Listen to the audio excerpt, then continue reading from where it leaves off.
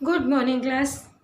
देखिए, हम लोगों ने कल चर्चा किया कि लड़के वाले आते हैं और किस तरह से लड़की के पिता से बातचीत करते हैं। वो कैसी लड़की अपनी बहू बनाने के लिए ढूंढ रहे हैं। ठीक है, कम पढ़ी लिखी, ज़्यादा पढ़ी लिखी ना हो, ज़्यादा नाज नखरे वाली ना हो, साधारण सी लड़की ढूंढ रहे हैं। उनकी समझ से लड़कियों का पढ़ाना अनुचित है। ठीक है, तो इतनी चर्चा हम लोग पिछले वीडियो में कर चुके हैं। आज आगे हम लोग देखते हैं आगे क्या मानसिकता प्रकट करते हैं लड़के के पिता और लड़की के पिता, दोनों के बीच में वार्तालाप चल रहा है। तो चलिए आगे देखते हैं। रामस्वरूप कहते हैं, जी हाँ, मर्द के दाढ़ी होती है, औरत के नहीं। जब उन्होंने गोपाल प्रसाद जी ने बताया कि शेर और शेरनी की उपमा दिया और इधर इन्होंने बताया हाँ मर्द के दाढ़ी होती है और महिलाओं के नहीं होती, तो उनकी कोई बराबरी नहीं हो सकती है। शंकर भी हंसता है मगर गोपाल प्रसाद गंभीर हो जाते हैं। गोपाल प्रसाद, हाँ हाँ यह भी सही है। कहने का मतलब यह है कुछ बातें दुनिया में ऐसी हैं जो सिर्फ मर्दों के लिए हैं। ऊंची तालीम भी ऐसी चीज़ों में से एक है। उनका कहना है कि हर चीज़ में बराबरी महिलाएं नहीं कर सकती हैं, यानी महिलाओं का उच्च स्थान नहीं होना चाहिए पुरुषों की अपेक्षा। रामस्वरूप कहते हैं चाय लीजिए। शंकर कहते हैं धन्यवाद, पी चुका। रामस्वरूप कहते हैं और आप गोपाल प्रसाद, बस साहब अब तो खत्म ही कीजिए। रामस्वरूप कहते हैं आपने तो कुछ खाया ही नहीं, चाय के साथ टोस्ट नहीं थे क्या? बताएं। वह मक्खन लेने रतन गया हुआ माल उनका नौकर अभी आया नहीं। गोपाल प्रसाद, नाश्ता ही तो करना था साहब, कोई पेट तो भरना नहीं है और फिर टोस्ट वोस्ट में खाता नहीं हूँ। रामस्वरूप, हाँ हाँ मेज़ को एक तरफ सरका देते हैं, फिर अंदर से दरवाजे की तरफ मुँह करके जोर से बोलते हैं, अरे ज़रा पान भिजवा देना। सिगरेट मंगवाऊँ? उन्होंने लड़के के पिता से कहा कि सिगरेट मंगवाऊं, और लड़की की माँ को आवाज़ देते हैं अंदर से लड़की के पिता कि ज़रा पान भिजवा देना। अच्छा। रामस्वरूप पान मंगवाते हैं तो गोपाल प्रसाद, जी नहीं, पान की तस्तरी हाथों में लिए उमा आती है, सादगी के कपड़े, गर्दन झुकी हुई। बाबू गोपाल प्रसाद आंखें गड़ाकर, शंकर आंखें छिपाकर उन्हें देख रहे हैं। लड़की का प्रवेश होता है, लड़की को देखने के लिए आए हैं।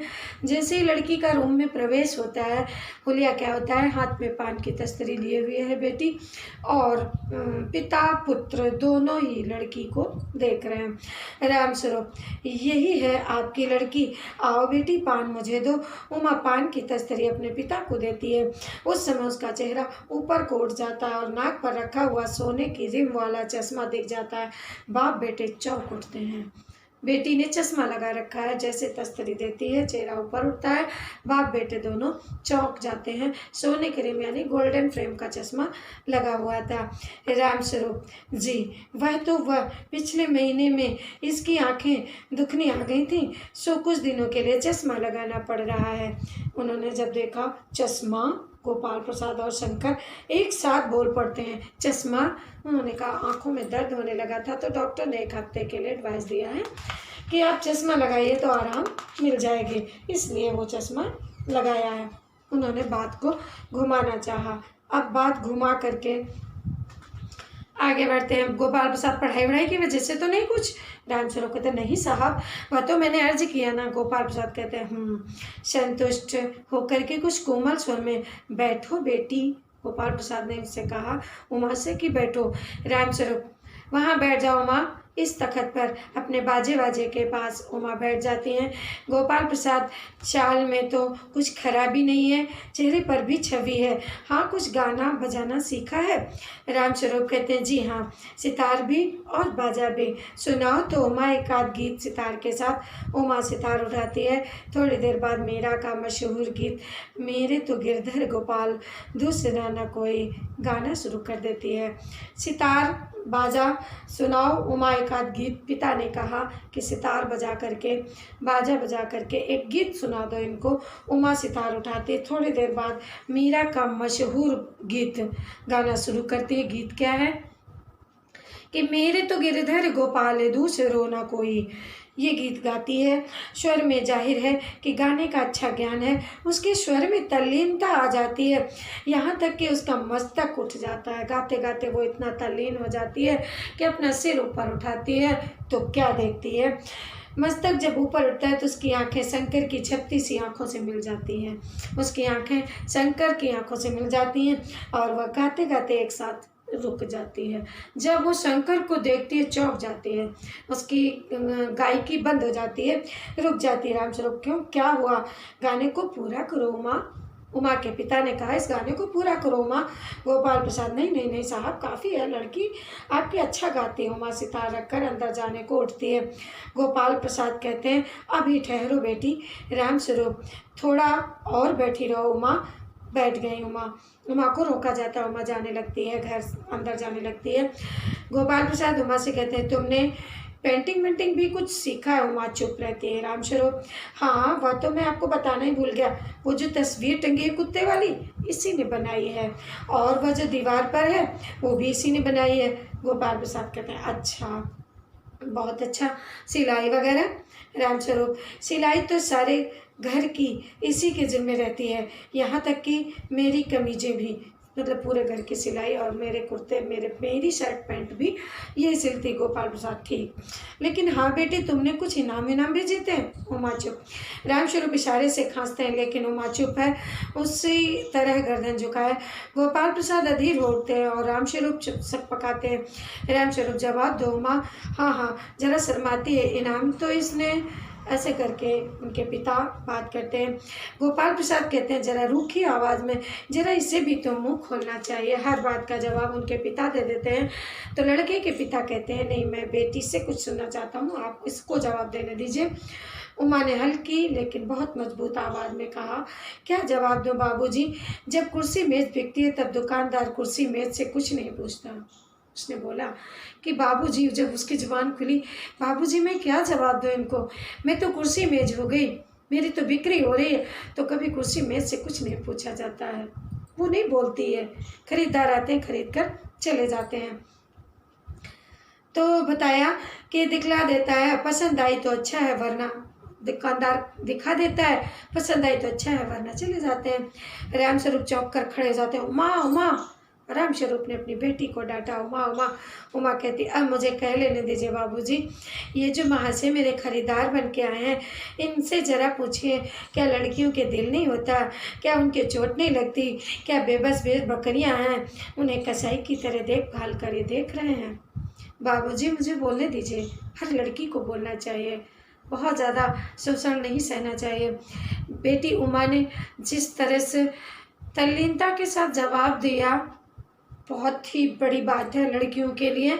उन्होंने बड़े अच्छे से सधे शब्दों में जवाब दिया और बहुत ही अच्छी बात कही। क्या भेड़ बकरियां हैं हम, जिन्हें कसाई अच्छी तरह से टटोल करके खरीद कर ले जाते हैं? इनसे पूछिए जो मेरे खरीदार बन के आए। गोपाल प्रसाद ताव में आकर बाबू रामस्वरूप, आपने मेरी इज्जत उतारने के लिए मुझे यहाँ बुलाया था? उमा तेज आवाज़ में जी हाँ, और हमारी बेइज्जती नहीं होती जो आप इतनी देर से नाप तोल कर रहे हैं। और ज़रा अपने इन साहबजादे से पूछिए कि अभी पिछली फरवरी में ये लड़कियों के हॉस्टल के इर्द गिर्द क्यों घूम रहे थे, वहाँ से कैसे गए थे? उमा ने कहा लड़की के पिता से कि ज़रा इनसे पूछिए कि लड़कियों के हॉस्टल के आसपास ये क्या कर रहे थे जब ये वहाँ से भगाए गए थे। शंकर बाबूजी चलिए, पोल खोलने लगी तो बाबूजी चलिए, लड़कियों के हॉस्टल में, क्या तुम कॉलेज में पढ़ी हो? उमा से पूछते हैं। उमा ने क्या बताया? हाँ। रामस्वरूप चुप। जी हाँ, कॉलेज में पढ़ी हूँ, मैंने बीए पास किया, कोई पाप तो नहीं किया, कोई चोरी नहीं किया, ना आपके पुत्र की तरह ताक झाँक करके कायरता दिखाई है। मुझे अपनी इज्जत, अपने मान सम्मान का ख्याल तो है, लेकिन इनसे पूछिए कि किस तरह नौकरानी के पैरों पड़कर अपना मुंह छिपा कर भागे थे। बड़े बेइज्जती हो गई शंकर की, क्योंकि वो लड़कियों के हॉस्टल में ताक झाँक करके कर रहा था, तो नौकरानी के पैरों पड़ करके मारते हुए भगाया गया था।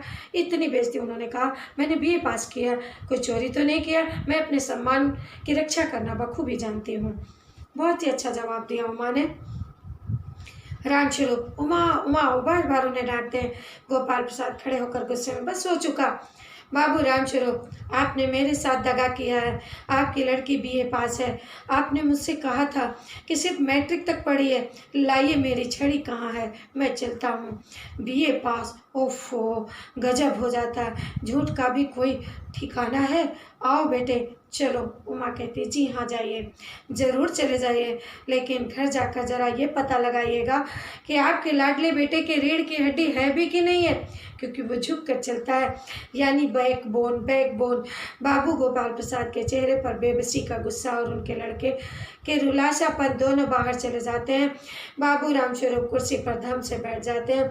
उमा सहसा चुप हो जाती है। प्रेमा का घबराहट की हालत में आना और प्रेमा उमा उमा रो रही है, ये सुनकर रामस्वरूप खड़े होते हैं। रतन आता है।